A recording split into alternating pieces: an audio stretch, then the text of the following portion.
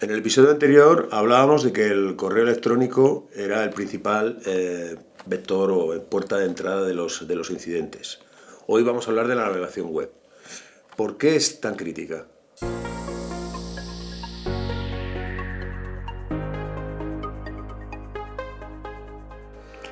Porque la web es el segundo gran vector de ataque para todas las empresas, en cualquiera. Todos los empleados navegan, buscan proveedores, descargan documentos, acceden a portales, utilizan aplicaciones web. Y muchas empresas dan por hecho que navegar por Internet es seguro por defecto. Y la realidad es que hoy no es así. Hay miles de webs maliciosas, portales que imitan servicios legítimos, descargas infectadas. Si el correo es la puerta de entrada, la web es el pasillo que lo conecta todo. Y Emilio, ¿qué tipo de riesgos reales entran por la web? Muchísimos.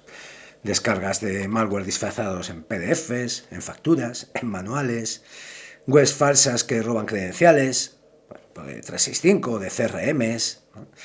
Páginas comprometidas que descargan código malicioso, extensiones de navegadores peligrosas, cualquiera se está poniendo extensiones en su navegador, fraudes por webs clonadas, y lo peor es que en muchas ocasiones ni siquiera se han dado cuenta de que está en una web maliciosa. ¿Por qué las empresas no ven la navegación web como un peligro, no como un problema? Bueno, es algo cotidiano, es como ir en coche, también es peligroso, pero no le vemos un peligro, ¿no? Todo el mundo navega y nunca ha pasado nada, hasta que pasa. Además, muchas empresas siguen pensando en Internet como en los años 2000. Es decir, si no entras en sitios raros, pues no pasa nada. Hoy puedes entrar en una web perfectamente diseñada, profesional, imitando completamente un servicio legítimo y te roban las credenciales inmediatamente.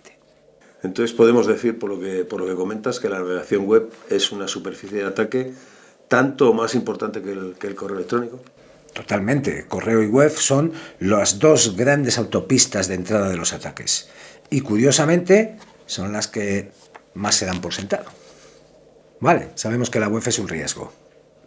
Pero ahora la pregunta es, ¿qué significa realmente controlar la navegación? Exacto, porque no se trata solamente de filtrar cuatro páginas raras y ya está. ¿Y qué suelen imaginarse las empresas que es controlar la navegación? Bueno, normalmente se imaginan que es poner un filtro y es filtrar pues las páginas porno, las páginas de juegos, las redes sociales. Y esto realmente es una parte, es la parte más básica, pero realmente no es lo que realmente importa a la hora de controlar la navegación web, desde el punto de vista de la seguridad, ¿no? El control de la navegación web moderno va más allá. Entonces, Emilio, ¿qué es realmente un buen sistema de control de la navegación? Bueno, es un sistema que analiza varias cosas. ¿A qué web se accede? ¿Qué reputación tiene esa web? Si es un dominio de reciente creación, si intenta descargar archivos sospechosos, si imita una web legítima. ¿Y que toma decisiones en tiempo real? Te permite bloquear o avisar en el momento.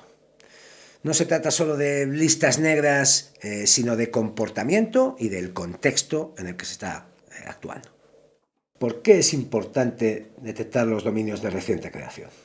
Porque la mayoría de los ataques utilizan dominios nuevos. Es decir, el atacante registra un dominio hoy, envía la campaña del ataque concreto dirigido mañana y lo abandona en una semana. Porque realmente cuando ya el dominio entra en una lista negra, ya no le sirve. Es decir, si solamente bloqueas dominios considerados como malos, siempre te vas a quedar atrás, porque cuando ya es considerado malo, evidentemente ya es algo que los atacantes no utilizan, ¿no? ¿Qué tipo de ataques se ven frenados directamente con un buen control de la navegación? Muchísimos. Sitios web, o sea, portales que imitan portales legítimos, descargas de malware, en webs de soporte técnico falsas, esto se está llevando mucho últimamente, páginas de inversión fraudulenta también. también esto es muy común. Fraudes en criptomonedas, es lo más moderno ahora seguramente en fraudes. Y las webs que simulan bancos y proveedores, que es uno de los más peligrosos. Vale, ya sabemos lo que es el control de la navegación web. Ahora viene la pregunta incómoda, ¿no? ¿Dónde están fallando las empresas? ¿Cuál es el error más habitual que cometen en relación con la navegación web? Pues que no hay ninguna política de navegación web real, implantada, ¿no? La navegación es completamente libre, no se reflexiona sobre qué es lo que se tiene que permitir y qué no y por qué. Se asume que el usuario sabrá lo que hace. Dime, Víctor, ¿y confías solo en el antivirus? Es nuestro error muy común. Realmente el antivirus cuando actúa, cuando ya se ha accedido a la página web o incluso ya se ha descargado el malware y se ha ejecutado, ¿no? El control de la navegación actúa antes, ¿no? Cuando el usuario todavía ha recién accedido a la web, ¿no? Es realmente prevenir frente a reaccionar, que sería lo que hace un antivirus, ¿no? ¿Qué problema hay, Emilio, cuando no hay visibilidad? Que no sabes qué está pasando. No sabes a qué web se accede, no sabes qué se bloquea, qué se intenta descargar, qué categorías son más problemáticas. Y cuando hay un incidente, no tienes contexto. Sí, porque la navegación web es silenciosa, ¿no? Claro, no genera alarmas hasta que no hay un malware o algo que se ejecuta, ¿no? O una cuenta comprometida, ¿no? Correcto. ¿Por qué muchas empresas solo reaccionan después del problema? Pues porque la navegación web es silenciosa. No genera alarmas visibles hasta que ya no se ha descargado hay un malware, se ha descargado un ejecutable, hay una cuenta comprometida.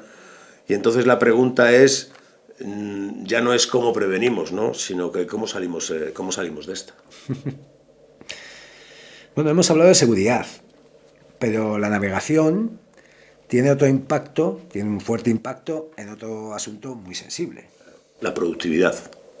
Víctor, ¿por qué la navegación web es también una cuestión de productividad? Bueno, porque evidentemente Internet es una herramienta de trabajo, ¿no? Y también es una fuente de muchas distracciones, ¿no? para los empleados, ¿no? Bueno, pues descargas, el streaming, páginas web de apuestas, redes sociales, etcétera, ¿no? Al final todo esto consume recursos, consume ancho de banda, consume tiempo, ¿no? Y además también existe el riesgo de que se accedan a contenidos inadecuados que puedan comprometer a la empresa. No es delicado, esto es una pregunta muy importante, no es delicado meterse, que la empresa se meta en lo que los empleados pueden ver o pueden hacer dentro de Internet. No lo creo. Lo importante es tener reglas claras y transparentes. No se trata de vigilar personas, sino de proteger a la empresa, proteger la red, los recursos de la empresa. Una política clara evita conflictos y también malentendidos. ¿Se nota realmente el impacto cuando se controla la navegación? Mucho. Primero se reduce el consumo de ancho de banda. Se evitan descargas innecesarias y sobre todo se mejora mucho el rendimiento de la red. Y sobre todo también se reduce mucho la posibilidad de incidentes de seguridad, ¿no? Es decir, porque si realmente controlas dónde se accede, evidentemente pues, los incidentes se reducen por per se. Y como siempre, por mucha tecnología que pongamos, la persona sigue estando en este proceso, en mitad de este proceso. Vale, Emilio, ¿qué hábitos peligrosos ves a menudo en la navegación? Bueno, muchísimas actividades de descargar programas gratis, entrar en web de streaming no oficiales, descargar los llamados cracks o versiones pirateadas de aplicaciones, instalar extensiones de navegador sin comprobar absolutamente nada, entrar a enlaces sin verificar. Todo esto es perfecto para el malware y para el fraude. ¿Por qué el usuario no percibe estos riesgos, Víctor? Bueno, pues porque el usuario no cambia de chip cuando está trabajando en el ordenador personal en casa frente al ordenador que tiene en la oficina. Trasladamos, digamos, los mismos hábitos. Y claro, el problema es que no son conscientes de que ante un problema de seguridad, de un incidente de seguridad, cuando está en su casa afecta a su ordenador, pero cuando está en el trabajo afecta a toda la red corporativa. Entonces, aquí es importante, la concienciación también aplica aquí, lo mismo que hablábamos cuando hablábamos del correo electrónico, era importante la concienciación, aquí también en la navegación también aplica la concienciación. Totalmente, la concienciación en seguridad aplica en todo. Igual que enseñamos a detectar un correo falsificado, hay que enseñar a desconfiar de ciertas webs, entender qué es un dominio falso, reconocer descargas peligrosas, saber cuándo parar y preguntar, esto es muy importante. Y como pasaba con el correo, la navegación también tiene su parte normativa. Exacto, y además no es menor, como siempre, ¿no? Víctor, ¿por qué la navegación web también está en el terreno del cumplimiento, del compliance? Bueno, pues porque a través de la navegación web también se accede a datos, se accede a aplicaciones cloud y a servicios donde hay información personal y corporativa. Claro, si alguien entra en una web falsa y roba credenciales, ya no solamente es un problema técnico, es una brecha de datos y esto está, digamos, afectado por el tema del compliance. Emilio, ¿qué tipo de riesgos legales vemos asociados a la navegación? Accesos indebidos, fuga de información, uso de servicios no autorizados, descargas de software ilegal. Todo eso puede acabar en sanciones, conflictos laborales o problemas con clientes. ¿El control de la navegación ayuda a demostrar diligencia? Sí, porque puedes demostrar que tienes políticas, tienes controles, tienes mecanismos de prevención.